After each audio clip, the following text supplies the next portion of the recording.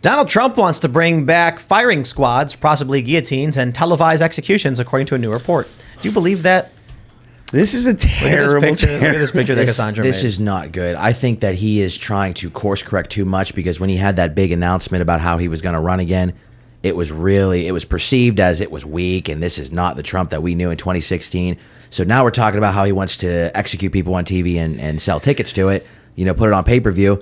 I think that he is off the rails. Yo, we just want you to be kind of a dick. We don't want you to go killing people. You know what I mean? Yeah, it's like suddenly he's Duterte. Like, come on, overcorrection over the here. 2016 Trump was perfect. Yeah. But this is, I don't know what happened. I don't know. I think that he tried to come back in a more vanilla way. Yeah. And I don't know who he listened to, but now he is trying to just overly come back into what he was, and it just doesn't seem organic. Yeah. This seems like an SNL setup. SNL version of this it. this seems he has become a caricature of himself. It's a report. I don't know if I believe these people. It's just that they made it believable, Does anyone know who's got Trump's ear now? Like, who are the people that are close to him that would be advising him? Or I think Ivanka quit.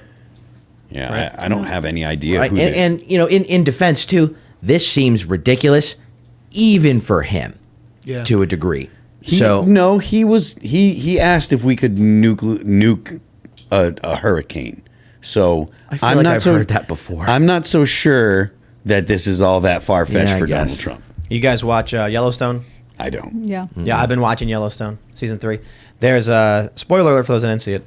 There's a scene where I think a couple of young girls get their horses stolen. They get beaten up pretty bad, and then one of the law enforcement guys, calls the livestock agents, which is like the main character's family, and he's like, "We gotta send a message." So they give the guys a nickel ride in the back of a horse trailer, and it kills them. So they're trying to figure out how to cover it up. So then one of the main characters, who's the livestock commissioner, he goes to the father of this little girl, and he says, "Hey, we're bringing back your trailer." And it's like, "Oh, they said they couldn't bring it back." And he's like, "Well, we're gonna bring it back because you can't, barrel race without, your trailer, or whatever." And he's like, "Thank you." Then he asks the father what happened to his daughter, because she's all beat up and scarred up, and he's like, "She won't talk about it." And then the dad goes, "I got half a mind to wait out in front of that courthouse with a shotgun." Then Jamie Dutton, the character, says, "You don't need to do that." And he goes, "You don't tell me what I do." He's like, I'll tell you what I'm going to do. A father should not have to. And then he goes, "I'm not telling you what to do. I'm saying you don't need to do that." And then he opens the trail and shows him the blood. And then the man looks at him and says, "You should run for governor." It was an amazing scene. Such a good scene. You should run for governor. And then he was like, "You did this for me?" And he's like, "I did this for any father who..." And I was laughing my ass off at that. And he goes, "Back in the day, we would have strung him up. But he's like, "I could go to prison for telling you this." But I mean, I'm imagining what it must be like to be a dad who, and they show this scene, and his daughter there, like the insinuation is that these two guys raped her, his daughter, and beat the crap out of her, and then stole their horses. And then the commissioner got some street justice for him. And the guy cleans it out and says, "I'll never say a word. No one will. You have my word." And then he says, "There'll come a time when you need a favor, and I look forward to giving it to you." It's like I kind of feel like that's the energy Trump is hitting at, but he's not getting there. You know what I mean? Like the energy of a father whose daughter is mercilessly beaten and raped, and a man saying, "These men will no longer be a problem." I'm not a fan of the death penalty, but it's a powerful scene, right? Trump's not getting that level of like a man protecting his children. You know what I mean? You could find some genuine empathy for someone in that position, but this seems like a cartoon. Exactly. Exactly. It's a little over the top. Yeah. Really good scene. I think that show's good. I don't know. People are ragging on it. Why are they ragging on it? It's like woke now or something? What's the last thing I don't know. rag on? I heard someone talking about a scene recently where there was someone reprimanding a guy for being a white guy or something like that. There's one character that carries Yeah. that kind of storyline, but generally, I think the show is extremely well written, and I think it handles sort of the challenges of rural America in a really interesting way, especially for an industry that's dying, like the cattle industry. Yeah. Yeah. Is it Also, not- it's a lot of people gorgeous die to in that watch. show. Yeah, I think that show's pretty good. Yeah. I like it. But I guess if they were saying for a while that it was anti-woke, now they're saying it is woke, I guess. I don't know. Like I said, I don't watch it, but I heard on the drive-in today, I don't remember what I was listening to, but someone was talking about the show, and there was a character that essentially it was about the character was talking to a woman and she was saying that he was somehow bad because he was a white guy or something. There's one character, So. the daughter-in-law is Native American and her family's like She's super from the woke. reservation. She's super woke, but Yeah. she does have she like develops a really interesting relationship with the patriarch of the family, and there's respect there. So I could understand, like, in this day and age you have to have something in the storyline, and I think again, even if you have to insert this kind of ideology, they handle it in a interesting way. I think that's the energy Trump's trying to go at. You know, we're going to string them up. We're going to get them. And there may be a lot of dads who lost daughters and sons because of fentanyl, because of these drugs. And they're hearing Trump say this, and they're looking at him saying, you should run for president. Yeah. I mean, when I hear that kind of stuff, I forget that he does speak in extremely aggressive and authoritarian terms when it comes to drugs. So maybe it was in that context. And as much as that is still hyperbolic to discuss that topic like that, I do understand that there are a lot of people that are far more forgiving about that kind of discourse when you're dealing with drug dealers, especially when it's people that have lost family members. And there's a lot of people that have lost family members. I know a lot of very, very well-mannered people through my lines of work. I used to work for CPS. I was a substance abuse counselor. I know a lot of people who are extremely nice, extremely polite. You know, they're the kind of people that take spiders out of the house and let it go in the yard. But they have family members. They have former sons, daughters that have died, and they said they'd see a bullet between their eyes before anything else.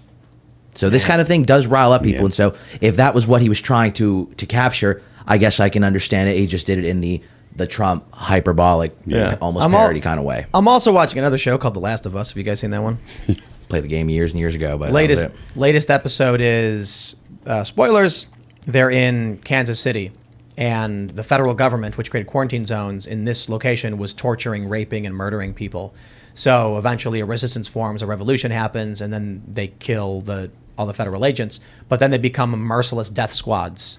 They just kill anybody who collaborated. They're hunting them down. And we don't want that kind of, you don't want it. That's what happens. We need rule of law. That's why when someone there's evidence someone committed a crime, you don't just string them up. You bring them before the court and you prove to the people and you show that we have to maintain that order. Otherwise, it's chaos. Yeah. And then what happens? The zombies come out of the ground and eat them all. And that's what happens. Yeah. You've been warned.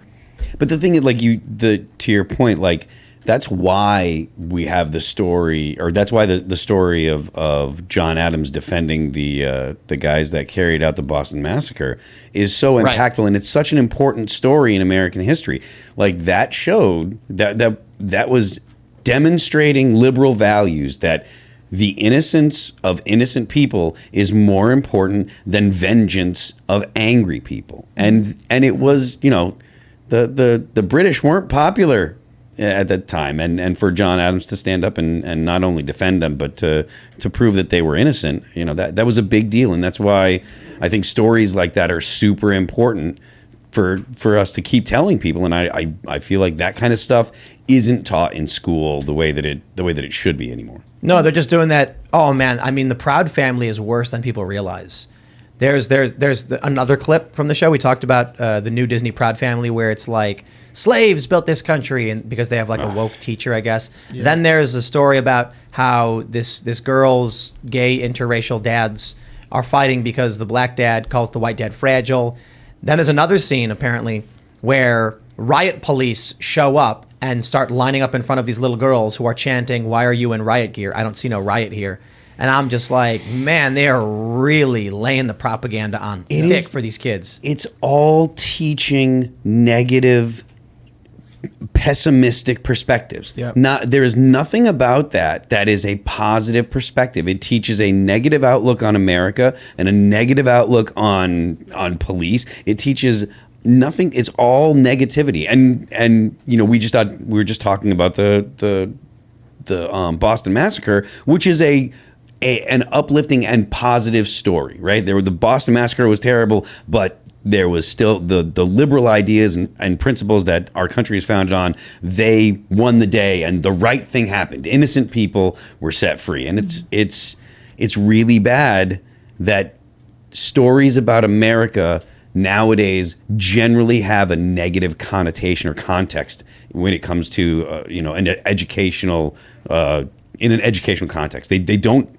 It's almost as if you don't hear positive stories about America anymore, and that is one of the most detrimental things to the United States overall. Because why would anybody want to defend something that they hate? Right. I think we're systematically programming our kids to not want to be American when that's exactly what the opposite of what this country needs right now. Yeah. Like if you were really trying to make this country united and strong and have people understand each other better, why would you be profiting off of sowing seeds of discord and negativity? I mean, with the Proud Family example, we talked about this, like what is the message to this child if apparently her interracial dads can't even see eye to eye on race? They can't have a healthy or productive conversation about it. I think it is really difficult to expect militaries to be able to reach recruiting requirements Sure. if, number one, we have a very limited population of those who qualify, and on top of that, they're like, well, what's the point? What's the point of any of this? I mean, that kind of bleak future, I mean, we can laugh about it on the show, but to be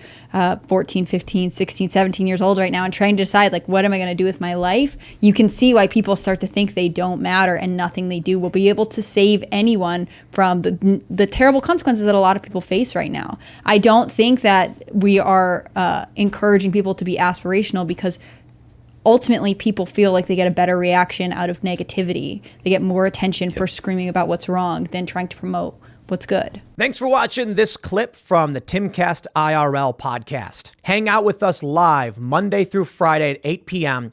and become a member over at timcast.com for uncensored, members-only shows exclusive. Thanks for hanging out, and we'll see you all next time.